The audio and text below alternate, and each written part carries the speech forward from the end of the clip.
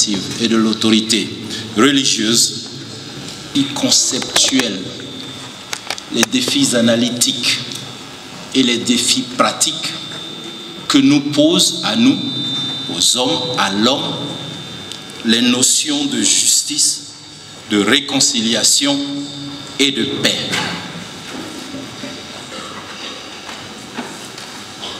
Parce que si on ne résout pas les défis conceptuels, on parle, mais on ne sait pas vraiment ce qu'on est en train de dire.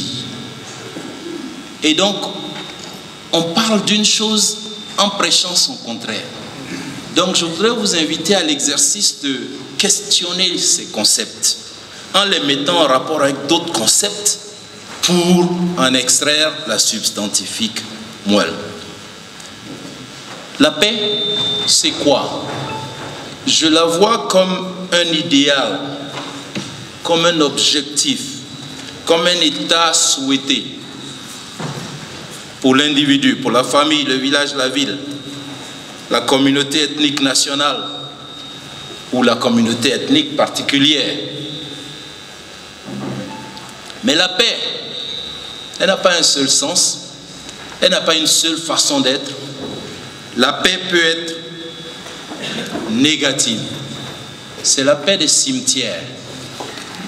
Quand tout le monde a fini de se tuer, quand les Congolais d'aujourd'hui, dans leur confrontation avec les Rwandais d'aujourd'hui, ont fini de privilégier les armes, puisque les discours que nous entendons aujourd'hui sont plutôt bellicistes. Quand on a fini d'utiliser les armes, on arrive à la destruction mutuelle assurée, MAD, folie des hommes. Et dans les cimetières, oui, il y a la paix.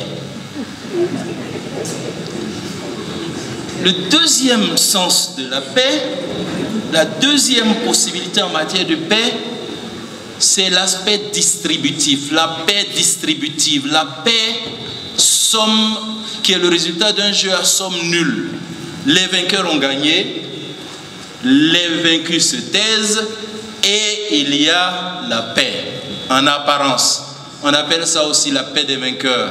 Dans tous les pays africains où il y a eu une guerre, dans tous les pays du monde où il y a eu une guerre, ceux qui ont gagné font ce qu'ils ont à faire, ceux qui ont perdu grincent des dents en attendant que le leader décède pour qu'on puisse peut-être avoir une chance de revenir au pouvoir. La paix peut enfin être positive, résultat d'un jeu à somme positive. C'est la paix cohésive, c'est la paix intégrative, c'est la paix du win-win. La paix où je gagne sans que vous perdiez quelque chose, donc où on gagne ensemble. Et chacun de nous doit choisir quel type de paix il veut. La plupart du temps, dans le discours des gens, j'entends la prédominance du concept de la paix des vainqueurs. J'en viens à la justice.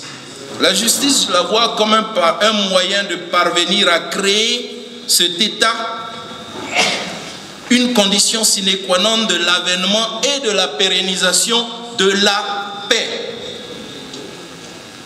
J'entends tous les jours des gens qui se croient intelligents dire: si tu veux la paix, prépare la guerre. Si vis pacem parabellum. Mais des gens plus intelligents diraient: c'est une autre maxime romaine, latine, ça existe. Si vis pacem para justitiam. Préparez la justice si vous voulez la paix.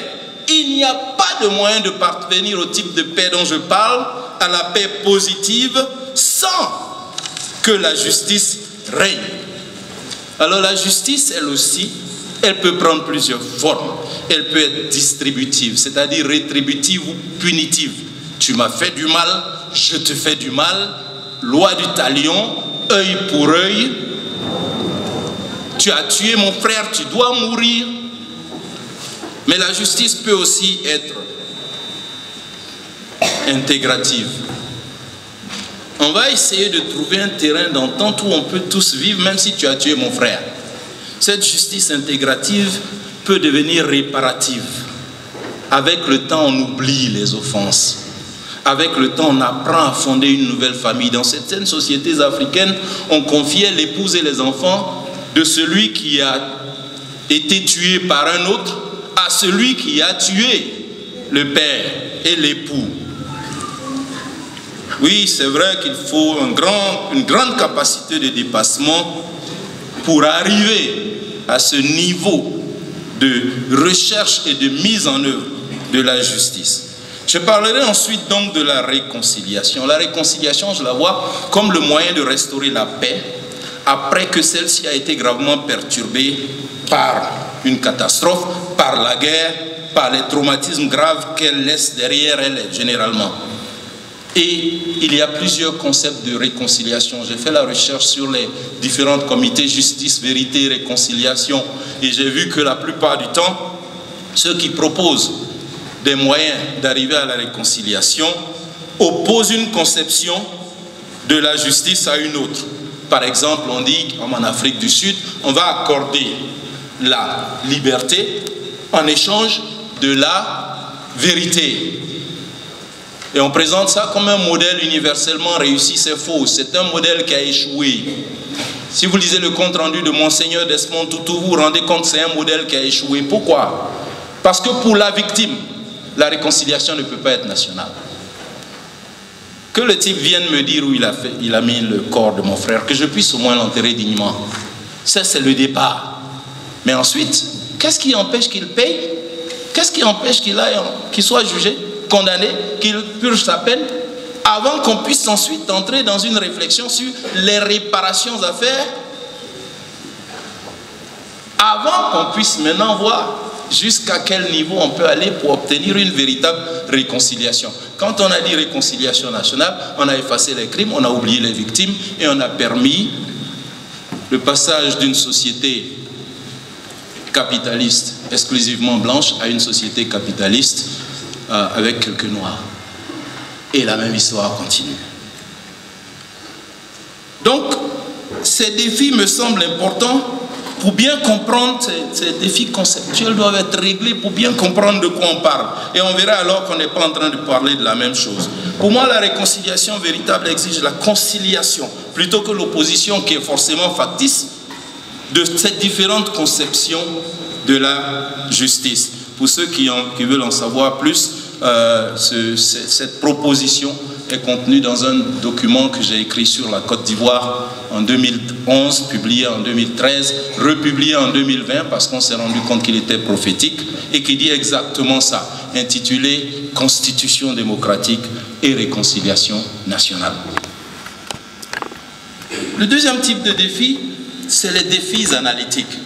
Et la première question qui se pose quand on veut faire l'analyse par rapport à ces concepts, c'est de savoir, mais à quel niveau on va situer l'analyse?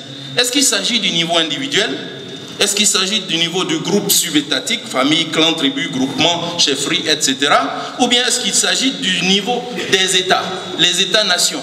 Ou même encore des coalitions d'États-nations qui s'établissent sur la base d'une situation géographique ou d'un niveau de développement égal ou d'un niveau de puissance militaire égale ou d'une base raciale, etc. La question est importante parce que selon le niveau auquel on s'adresse, on obtient des conclusions différentes. Alors, ce qui est certain, c'est que il y a quelque chose qui se passe, c'est que c'est l'individu qui est la matrice de base de tous ces regroupements supra-individuels. Mais c'est les regroupements supra-individuels qui dictent à l'individu sa conception de la paix, de la justice et de la réconciliation. Alors qu'est-ce qu'on voit dans ces aujourd'hui? Aujourd'hui, les États qui nous dirigent, mais également les États anciens, y compris ceux qui ont gouverné l'Afrique, nos différentes régions, promeuvent la violence. Si vous lisez Thucydide, Si vous lisez Hérodote, c'est-à-dire vous allez très loin dans la Grèce antique, vous allez trouver quelque part le message des Athéniens aux Méliens. Les Méliens disent aux Athéniens, mais écoutez, vous êtes une civilisation, vous savez ce que c'est que la justice, mais alors pourquoi vous exigez de nous un tribut si élevé et si injuste? Et l'ambassadeur d'Athènes dit aux Méliens, mes chers amis, dans les relations entre États, le fort fait ce qu'il a à faire et le faible accepte ce qu'il doit accepter. Ça a donné naissance à l'école réaliste des relations internationales. Dans cette école, tout ce qui compte, c'est la sécurité de l'individu, c'est la sécurité nationale, c'est notre sécurité contre celle des autres. Et la dernière fois, un regroupement de groupes armés à Ouvira, je disais aux groupes armés, vous êtes victimes du dilemme sécuritaire. Vous pensez que vous pouvez garantir votre sécurité contre celle des autres. Mais ça ne marche pas comme ça. Le dilemme sécuritaire conduit à la destruction mutuelle assurée. Il faut en sortir, il faut inventer des stratégies intégratives avant que de pouvoir aller vers la sécurité collective. Que la sécurité ne soit pas privée d'un groupe contre un autre, mais publique, assurée par l'État dans lequel seule l'armée nationale, seule la police nationale détiennent le monopole de la violence légitime pour vous amener vers une certaine paix. Les défis pratiques, je les vois comme une tentative de réponse à cette question. Comment on fait maintenant pour s'élever au-delà de cette violence directe, physique qu'on voit, qu'on peut réprouver, mais également violence structurelle bâtie dans la structure de la société qui fait que à Bukavu, quand une femme se marie, sa famille la soumet à la violence structurelle en lui disant « Autant mourir chez ton mari que nous faire l'affront de revenir ici, on a cassé ton lit. » Et après, vous voulez que ces femmes arrivent à autoréférents qui réussissent dans la vie. Vous en faites des annexes du mari. Ça, c'est la violence structurelle. Et la fille perçue comme ça ne peut même pas hériter des biens de son père. Ça, c'est la violence structurelle. Mais cette violence structurelle est nourrie par la violence culturelle. C'est parce que Dieu aimait tellement l'homme et qu'il ne voulait pas que l'homme soit seul qu'il a créé son appendice ou sa côte. Ça, c'est ça qui justifie les agressions, la violence structurelle et physique directe contre les femmes depuis que les gens ont écrit ce genre de livre. Il faut changer ça. Parce qu'il n'y a pas de paix entre les hommes et les femmes tant que la violence culturelle demeure telle qu'elle est. Après, on peut déplorer la violence directe, la violence physique. Alors, comment on fait pour s'élever au-dessus de cette prévalence de la violence dans nos vies? Les gens préfèrent gagner plutôt que faire le combat. Je voudrais vous donner deux images. Le Christ dans le jardin où il est arrêté. Pierre coupe l'oreille de l'assaillant. Qu'est-ce qu'il fait? Il aurait pu espérer gagner et continuer cette lutte. Non, non, non. Il dit, remets ça en place. Mais Monseigneur Mouzirois est dans la vie. Il est face à ses bourreaux. S'il pouvait invoquer le sang du Christ pour pulvériser ses ennemis, la question est, l'aurait-il fait? La réponse vous permet de savoir ce qu'est un homme de paix et ce que n'est pas un homme de paix. Dans cette salle, on nous a dit, si vous tuez votre ennemi, il y a une certaine justice dedans. Je rejette cette manière de penser. Et donc, c'est en Monseigneur Mouzirois que je tire les 4 préceptes pour s'élever au-dessus de la violence, cette violence prévalente, pour donner une chance, une petite chance à la justice, à la réconciliation et la paix. Premièrement, il faut renoncer aux choses du monde, c'est-à-dire aux biens matériels, aux plaisirs factices et pratiquer le détachement par rapport aux besoins, désirs et aspirations qui ne sont pas fondamentaux. Je crois que c'est toute la question des exercices spirituels, c'est toute la question de l'approche jésuite de la chrétienté. Ce que j'ai me suffit. Quelqu'un nous a dit ça ici. C'était sa réponse à ceux qui lui achetaient des vêtements. Il considère que changer de vêtements n'était pas un besoin fondamental. Ce que j'ai me suffit. Tant que vous poursuivez les plaisirs du monde, les choses matérielles, tant que vous n'avez pas ce niveau de détachement par rapport aux besoins, aux aspirations, aux désirs qui ne sont pas fondamentaux, vous n'avez aucune chance de nourrir la paix. Deuxième précepte, pratiquer et prêcher l'amour, ainsi que la justice et le pardon des offenses et la réconciliation entre tous les êtres humains sans exclusive. J'ai pitié des panafricanistes africains. Je dis que ce sont des gens qui sont bloqués sur une étape précise du développement de l'homme, du clanisme jusqu'à l'humanisme. Ils n'arrivent pas à dépasser le panafricanisme pour arriver à l'humanisme. Parce qu'ils utilisent le panafricanisme comme un moyen de rejeter les gens qui ne sont pas africains. C'est plus que suffisant. Merci, madame. C'est à l'humanisme qu'il faut aller. Certains témoignages nous ont montré, Monseigneur Mouziroua, comme un humaniste. Et comme je dis qu'il prêche l'amour, il prêche le pardon des offenses, et il dit dans son intervention qui passait en boucle ici, nous leur pardonnons par avance, car ils ne savent pas ce qu'ils font. Si vous les tuez, parce qu'ils vont vous tuer, vous irez comme les États-Unis en Irak, vous ferez la guerre préemptive pour tuer les gens avant qu'ils viennent vous tuer, avant qu'ils forment l'idée de venir vous tuer.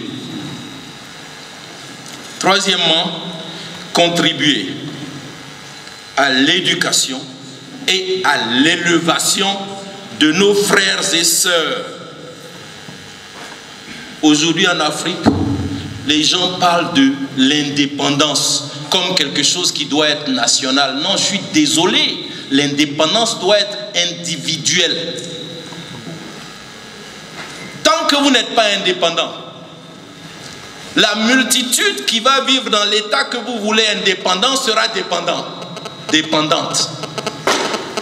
Donc il faut amener les gens.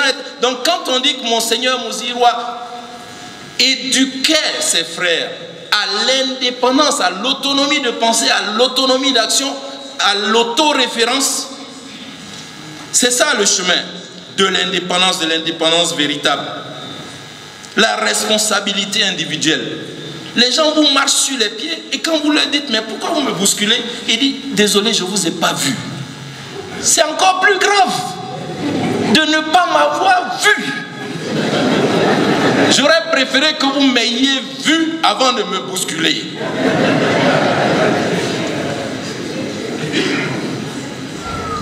Et tout ça, et j'en passe. Le développement, on attend le développement national. Mais quel jour? Si nous ne sommes pas capables de nous développer nous-mêmes. Le problème, c'est que nous voyons le développement comme l'accumulation de biens matériels. Pas le développement d'une capacité pour chaque individu de pouvoir faire l'analyse de son problème, trouver où le bas blesse et dépasser, trouver des solutions individuelles à ces problèmes-là. Au nom du principe de subsidiarité, si chaque individu règle son problème à son propre niveau, l'ensemble va devenir bien développé. Et en faisant ça, quatrième précepte, parce que la question a été posée ici hier, il faut s'engager dans la politique. Mais la politique, ce n'est pas le jeu que vous observez tous les jours, par lequel des gens font acte de candidature pour occuper des postes sur la base du scrutin majoritaire. La plupart des gens ne savent pas que l'unanimité est meilleure que la majorité pour prendre une décision collective. La plupart des gens ne savent pas que le vote majoritaire n'est pas la seule manière de décider. On peut procéder au consensus. Et que c'est seulement quand l'unanimité et le consensus deviennent impossibles ou indésirables qu'on passe au système majoritaire. Donc c'est le pire de 3 systèmes possibles. Mais la politique, c'est pas ça. La politique, c'est ce que Jésus-Christ fait quand, à 12 ans, il entre dans le temple et puis il commence à parler. Il vient en défense de la cité. Il vient en défense de son peuple. Il a quelque chose à offrir si ce n'est qu'une autre manière de voir le monde et la vie.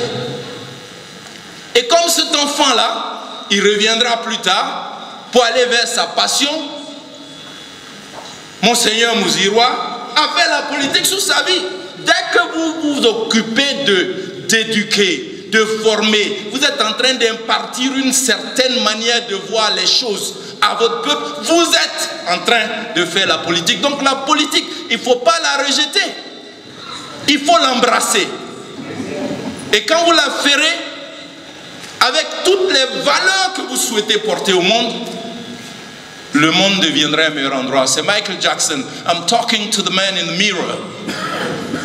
I'm asking him to change his ways. Si tu veux que le monde... Je parle à l'homme qui est dans le miroir. Je lui demande de changer sa manière de faire. Si tu veux que ce monde change et devienne meilleur, regarde-toi bien dans ce miroir et fais un choix. Mesdames et messieurs, je pense que Monseigneur Mouzirois nous enseigne tout ça. Et puis, comme je dis, pour moi personnellement, il montre que le sacrifice du Christ reste encore possible pour nous, pour nos contemporains. Ça ne doit pas être un truc auquel on dit, voilà, le Christ a donné sa vie pour le monde, donc c'est fini, nos problèmes. Non, non, il faut que chaque jour nous nous disposions à donner notre vie pour nos frères,